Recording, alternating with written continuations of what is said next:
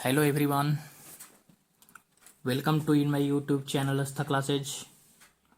आज मैं आप सबको एनसीईआरटी बुक कक्षा 10 का चैप्टर 1 वास्तविक संख्या का एक्सरसाइज 1.3 बताने जा रहा हूं। सो आप लोग इस वीडियो को अच्छा से देखिएगा ताकि आपको सवाल अच्छा से समझ में आ सके। हाँ, तो मेरा पहला सवाल है कि सिद्ध कीजिए कि √5 एक अपरिमेय संख्या है। अब इसके विपरीत हम मान लेते हैं, इसके विपरीत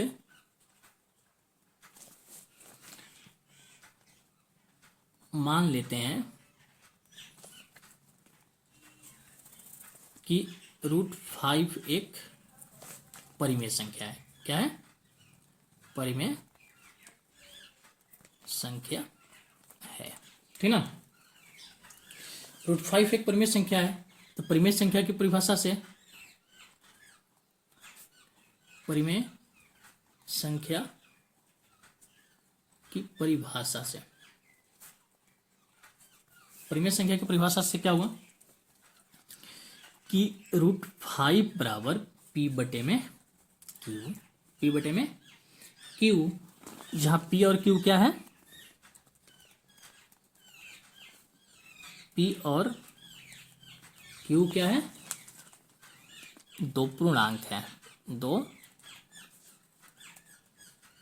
पूर्णांक है। Q इक्वल नॉट 0, Q जो होना चाहिए 0 नहीं होना चाहिए, ठीक है। अब कह रहा है कि P और Q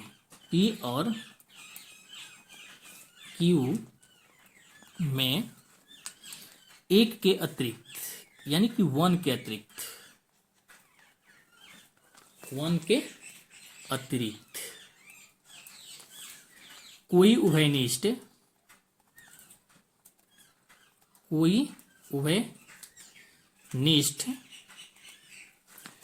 गुणनखंड हो, गुणनखंड हो, एक के अतिरिक्त कोई उभयनिष्ठ गुणनखंड हो, तब हम उस उभयनिष्ठ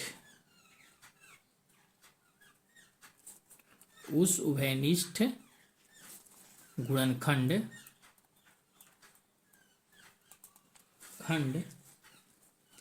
से विभाजित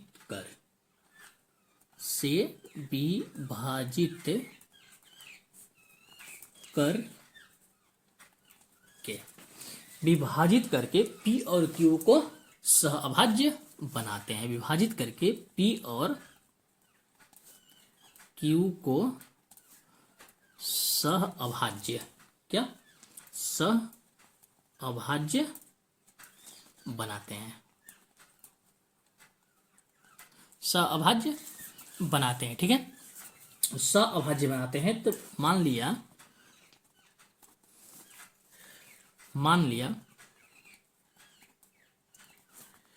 कि √5 बराबर P बटे में Q, P बटे में Q, जहां P और Q सहअभाज्य संख्या है, सहअभाज्य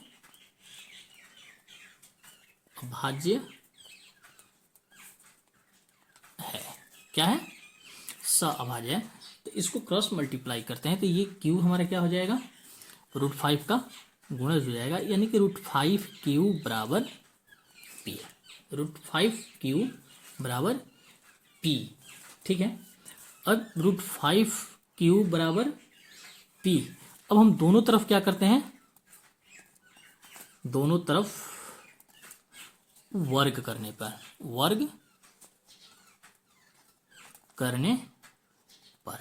दोनों तरफ क्या करते हैं? हम वर्ग करते हैं। तो दोनों तरफ वर्ग करते हैं तो हमारा क्या होता है? 5Q का √5Q का स्क्वायर अब बराबर P का स्क्वायर, ठीक है। तो √5Q का स्क्वायर हम किए तो हमें क्या मिला? √5Q स्क्वायर अब बराबर P स्क्वायर। इसको हम मान लेते हैं समीकरण 1। ठीक है, इसको हम मान लेते हैं समीकरण 1। अब यहाँ 5 जो है 5p² को विभाजित करता है, 5p² को विभाजित करता है,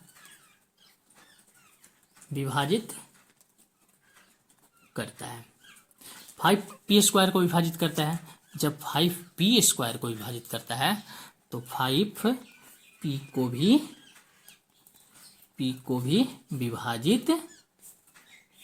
विभाजित करेगा, p को भी विभाजित करेगा।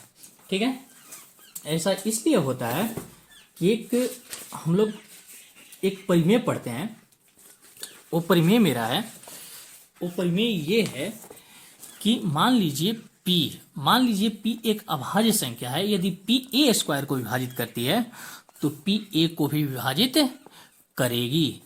p एक अभाज्य संख्या है, p a² को विभाजित करती है तो p a को भी विभाजित करेगी, जहां a क्या है, एक धनात्मक पूर्णांक है। ठीक है, इसलिए यहाँ 5 जो है p² को क्या करता है, विभाजित करता है। जब 5p² को विभाजित करता है तो 5p को ही विभाजित करेगा। ठीक है, अब माना p बराबर 5 के, p बराबर 5 के, ये हमारा हो गया समीकरण 2। p बराबर 5 के, p बराबर 5 के, तो समीकरण 1 से, समीकरण 1 मेरा क्या है, 5q² बराबर p²। ठीक है, 5q² बराबर p²। ठीक है, तो 5q², अब p है, p हम माने हैं 5 के, यानी कि हम यहाँ 5k का स्क्वायर दे सकते हैं। ठीक है, क्योंकि p बराबर क्या है, 5x है, तो p की जगह पे हम क्या कर दिए, 5k रख दिए। ठीक है, 5k रख दिए। अब ये हमारा क्या हो गया, ये तो हमारा 5q² बराबर ये क्या हो गया, 5 का स्क्वायर क्या होता है, 25k²। ठीक है, अब ये 5 और ये 25 तो कट जाएगा हमारा, हमें क्या मिलेगा, यहाँ 5 मिला, यानी कि q² बराबर 5k², q² बराबर 5k²। ठीक है, अब यहाँ पे यहाँ 5 जो है, यहाँ 5 जो है q² को विभाजित करेगा। q² को क्या कर रहा है, q² को विभाजित करता है, विभाजित करता है। जब q² को विभाजित करता है तो 5q को भी विभाजित करेगा, विभाजित करेगा, 5q को भी विभाजित करेगा। ये मेरा मिला समीकरण 2। अब समीकरण 1 और 2 से, समीकरण 1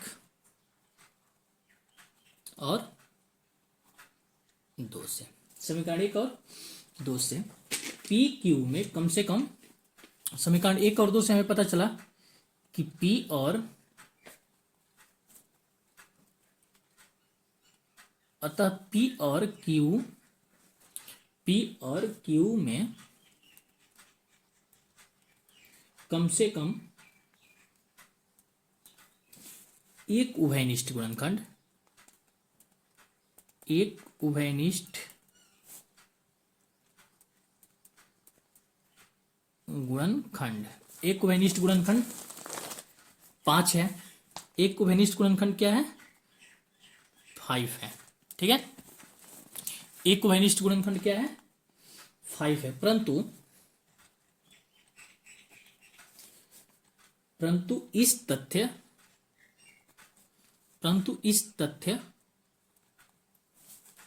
का विरोधाभास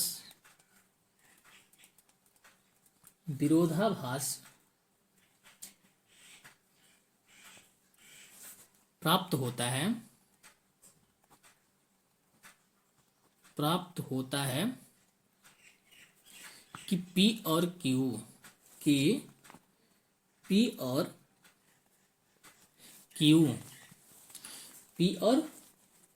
Q सहअभाज्य है। P और Q क्या है?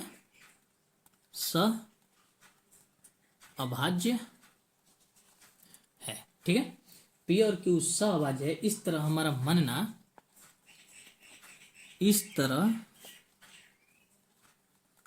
मानना कि √5 एक परिमेय संख्या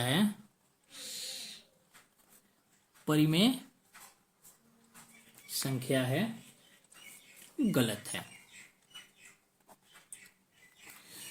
P और Q का एक गुणनखंड 5 है, जो कि विरोधाभास करता है कि P और Q क्या है?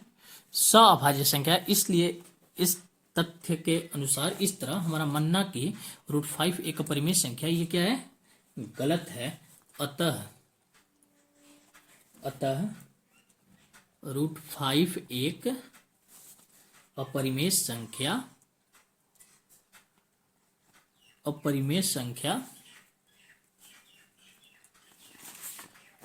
संख्या है। ठीक है, ये हम प्रूव्ड हो गया क्या कि √5 एक अपरिमेय संख्या है। हाँ, तो बच्चों मेरा दूसरा सवाल क्या है कि सिद्ध कीजिए कि 3 + 2 √5 एक क्या है? अपरिमेय संख्या है। ठीक है, तो माना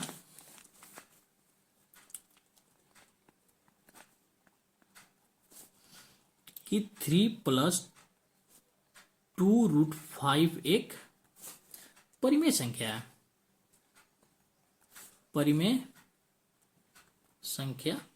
है। ठीक है, मान लिए कि 3 + 2 √5 क्या है? एक अपरिमेय संख्या है। ठीक है, तो परिमेय संख्या से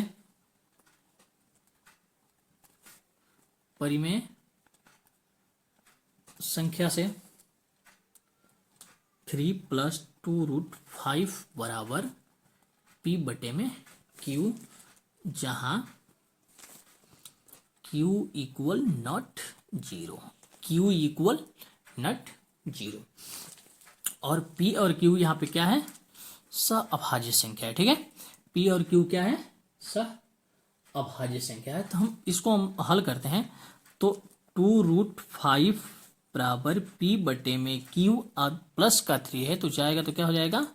-3 हो जाएगा। ठीक है, -3 हो जाएगा, यानी कि हमारा क्या हुआ? 2 √5 बराबर P - 3Q/Q। ठीक है, बटे में Q, तो √5 बराबर P - 3Q/2Q। ठीक है, बटे में 2Q। चूंकि P और Q क्या है? P और Q क्या है? पूर्णांक है।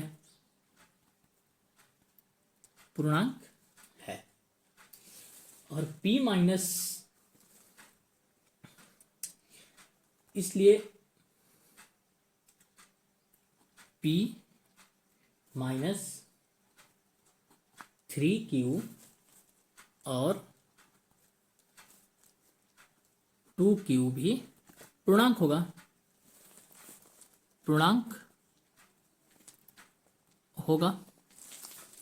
ठीक है, पूर्णांक होगा। अब हमारा जो √5 है, √5 क्या है? √5 अपरिमेय संख्या है। P - 3Q और 2Q क्या है?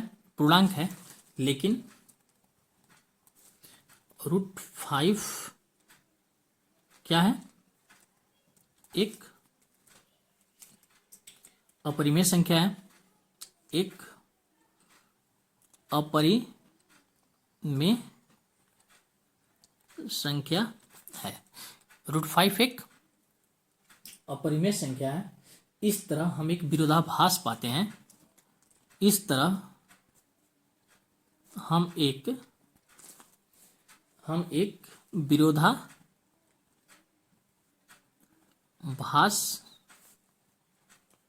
पाते हैं। अतः हमारी मान्यता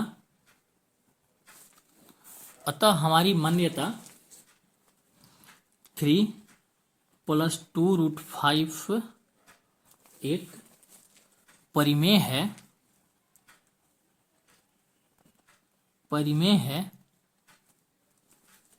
गलत है। हमारी मान्यता 3 + 2√5 एक परिमेय है, ये क्या है? गलत है। अतः 3 + 2√5 एक अपरिमेय संख्या है। क्या है? अपरिमेय संख्या है। यहां हमारा दूसरा क्वेश्चन क्या हुआ? खत्म हुआ। ठीक है। हाँ, तो मेरा तीसरा सवाल है बच्चों कि सिद्ध कीजिए कि निम्नलिखित संख्याएं अपरिमेय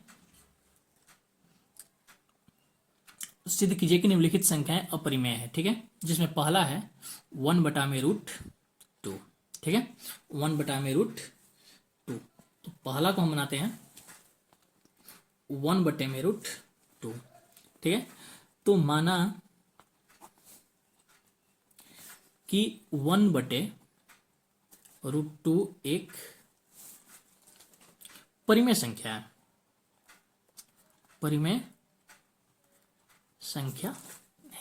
ठीक है, परिमेय संख्या है। ठीक है, तो 1/√2 बराबर P/Q, जहां P और Q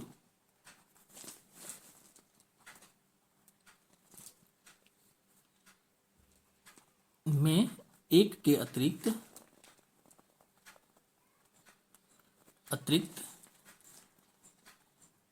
कोई अन्य गुणनखंड नहीं है, अर्थात P और Q एक सहअभाज्य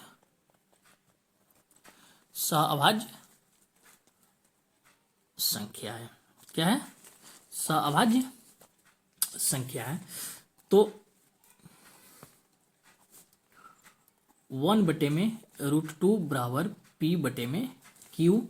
तो ये हमारा क्या हो गया? इसको क्रॉस मल्टीप्लाई कर दिए तो √2P बराबर Q, √2P बराबर Q हो गया। ठीक है, ये हो गया। अब इसको हम क्या करते हैं कि दोनों तरफ वर्ग कर देते हैं। दोनों तरफ वर्ग करने पर दोनों तरफ क्या कर दिए? हम वर्ग कर दिए। ठीक है, दोनों तरफ जब वर्ग कर दिए तो ये हमारा क्या हो गया? √2P का स्क्वायर बराबर Q का स्क्वायर। ठीक है, यानी कि ये क्या हो गया? 2P² बराबर Q स्क्वायर। अब यहाँ जो 2P है, ठीक है, ये हो गया समीकरण 1। यहाँ पे ठीक है, 2P² बराबर Q²। ठीक है, 2P² बराबर Q²। तो यहाँ पे 2 जो है Q² को विभाजित करेगा। ठीक है, क्या करेगा? विभाजित करेगा। ठीक है, यहाँ 2 क्या है? Q² को विभाजित करेगा। जब Q² को विभाजित करेगा तो 2Q को भी विभाजित करेगा। ठीक है, अब क्योंकि P कोई एक संख्या है, अगर P Q² को विभाजित करता है तो P Q को विभाजित करेगा, ये जो हम पीछे ही बता चुके हैं, पहले ही सवाल में बता चुके हैं कि यहाँ पे 2 क्या करेगा, Q को विभाजित करेगा। ये हो गया हमारा समीकरण 2। अब फिर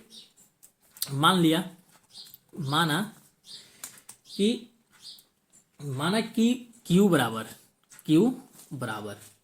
माना Q बराबर 2K, ठीक है।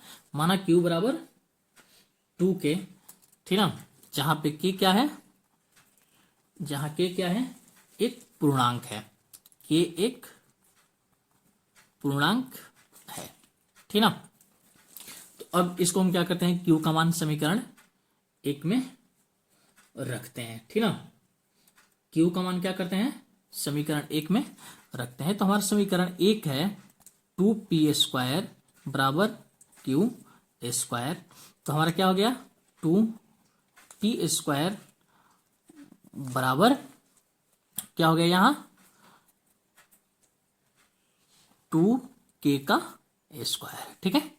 2K का स्क्वायर यानी कि 2p² बराबर 4K स्क्वायर। ये हमारा क्या हो गया, कैंसिल हो गया, यानी कि हमारा हुआ 2। ये हमारा क्या मिला, 2 मिला, यानी कि p² बराबर 2K स्क्वायर। p² बराबर क्या मिला, 2p, क्या हुआ 2p² बराबर Q स्क्वायर। 2p का स्क्वायर बराबर 2K, क्योंकि हमारा Q बराबर क्या है, 2K है। तो 2p² तो 2p² हो गया, लेकिन 2K स्क्वायर हमारा क्या हो गया, 4K स्क्वायर। अब 2 कट गया तो ये हमारा क्या मिला, 2 मिला, यानी कि p² बराबर हमारा क्या मिला, 2K स्क्वायर। यहां पर भी हमारा 2 क्या कर रहा है, 2p² को विभाजित करता है। 2p² को क्या करता है, विभाजित करता है। तो 2p को भी विभाजित करेगा। ये हो गया हमारा समीकरण 3, ठीक है। ये क्या हो गया, हमारा समीकरण 3 हो गया, ठीक है। समीकरण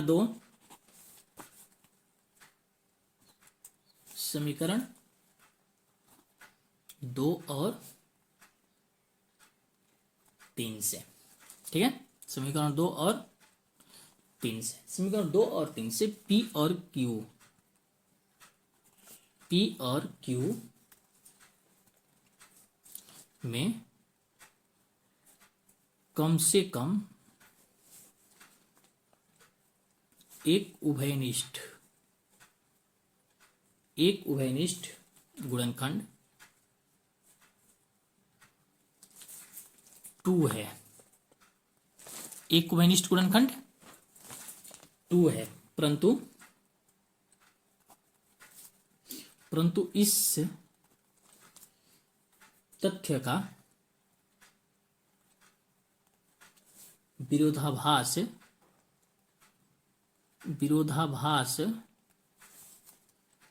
प्राप्त होता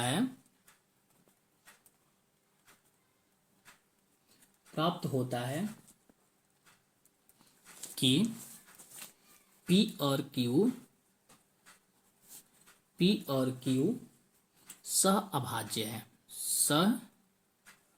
अभाज्य संख्या है, ठीक है। सह-अभाज्य संख्या इस तरह हमारा मानना कि √2 एक परिमेय संख्या है,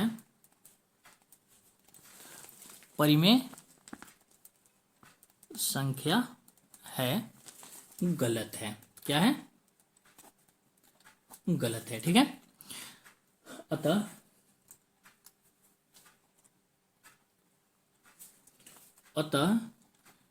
1/√2 एक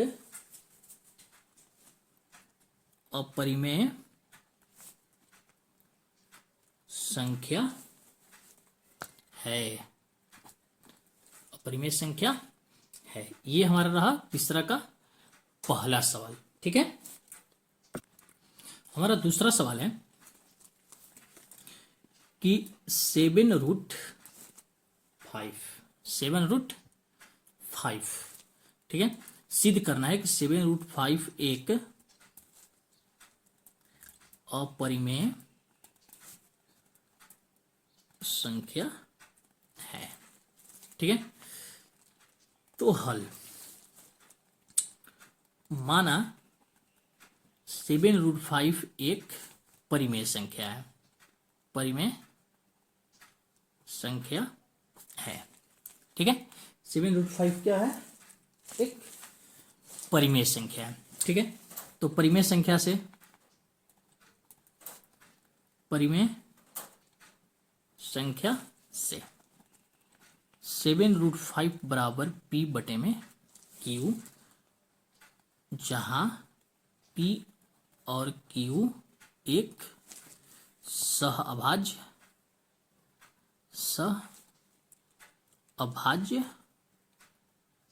संख्या है। P और Q क्या है, एक सहअभाज्य संख्या है।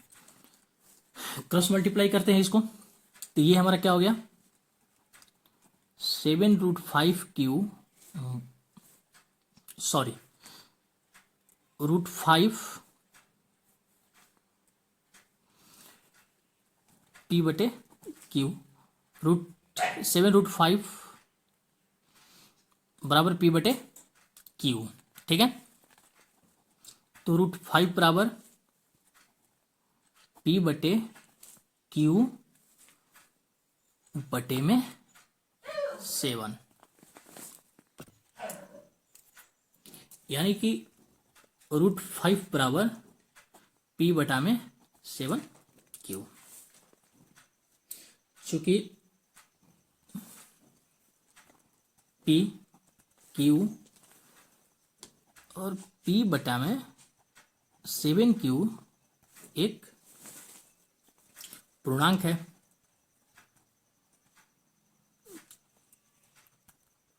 क्योंकि P और Q एक पूर्णांक संख्या है, लेकिन √5 एक,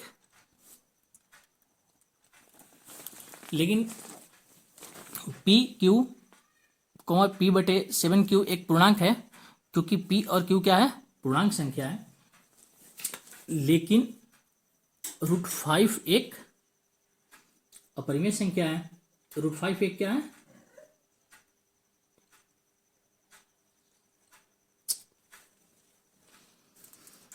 लेकिन √5 एक क्या है, भी √5 भी एक परिमेय संख्या, एक परिमेय संख्या, एक परिमेय संख्या होगी। ठीक है, परंतु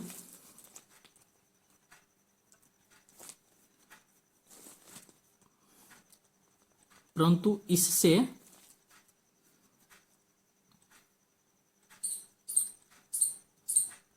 इस तथ्य का विरोधाभास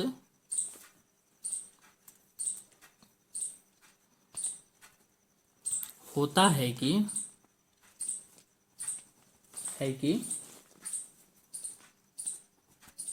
√5 एक अपरिमेय संख्या होगी, अपरिमेय संख्या होगी। अतः 7√5 एक अपरिमेय संख्या है। ठीक है, ये हमारा दूसरा क्वेश्चन क्या होगा। हाँ, तो बच्चों मेरा तीसरा सवाल है,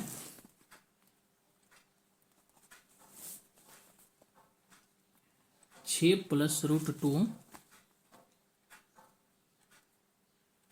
एक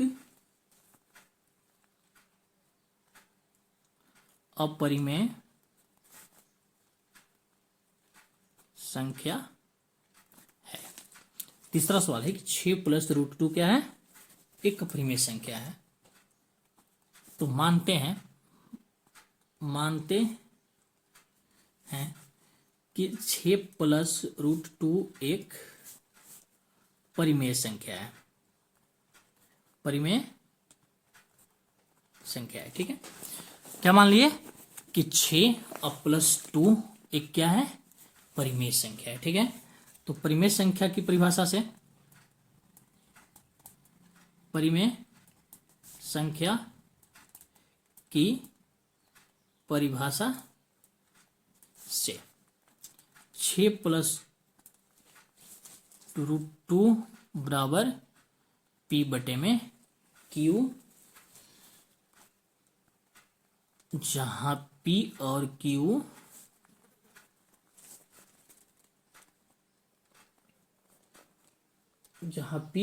Q सह अभाज्य संख्या है। सह अभाज्य संख्या है और Q इक्वल नट 0, ठीक है। तो क्या हुआ? रूट 2 बराबर P बटे में Q माइनस 6, ठीक है। माइनस क्या हो गया? 6 प्लस में है तो इधर आ गया तो क्या हो गया? माइनस में हो गया। चूंकि P और Q पूर्णांक है, इसलिए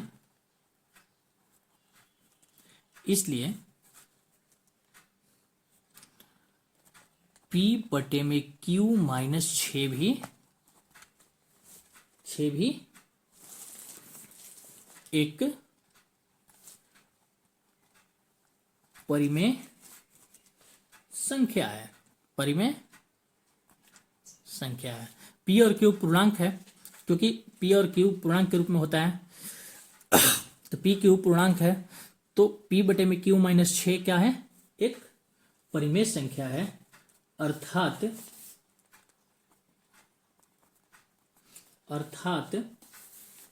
रूट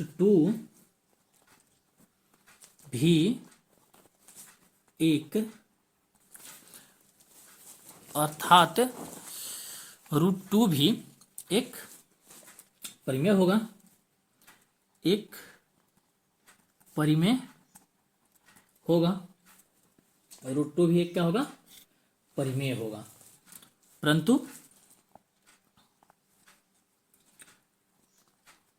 परंतु इससे इस तथ्य का विरोधाभास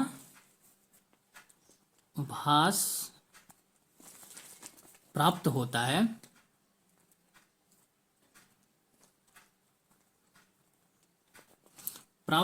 है कि रूट 2 एक अपरिमेय संख्या है। क्या है? अपरिमेय संख्या है। अतः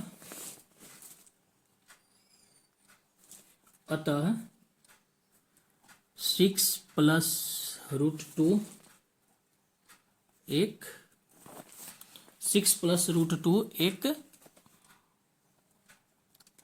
अपरिमेय